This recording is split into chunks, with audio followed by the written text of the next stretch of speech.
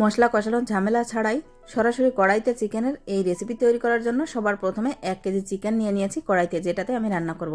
দিয়ে দিলাম পরিমাণ মতো পেঁয়াজ কুচি এবং আদা রসুন বাটা, সাথে দিয়ে দিচ্ছি হলুদ গুঁড়ো, কাশ্মীরি লাল লঙ্কার গুঁড়ো, স্বাদ মতো লবণ দিয়ে দিলাম, দিয়ে দিচ্ছি কয়েকটা তেজপাতা, জিরে এবং শুকনো লঙ্কা বাটা, পরিমাণ মতো দিয়ে দিলাম ধনে গুঁড়ো এবং পরিমাণ মতো সর্ষের তেল।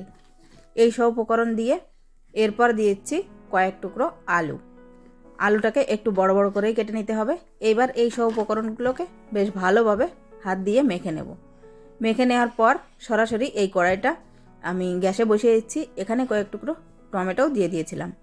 এবার ঢাকা চাপা দিয়ে হাই ফ্লেমে 5 মিনিটের মতো রান্না করে নেব। চিকেন থেকে একটু জল ছেড়ে দিলে তারপর একবার ভালোভাবে নাড়াচাড়া করে নেব এবং আবারও ঢাকা চাপা দিয়ে 8 থেকে 10 মিনিট ভালোভাবে রান্না করে নেব।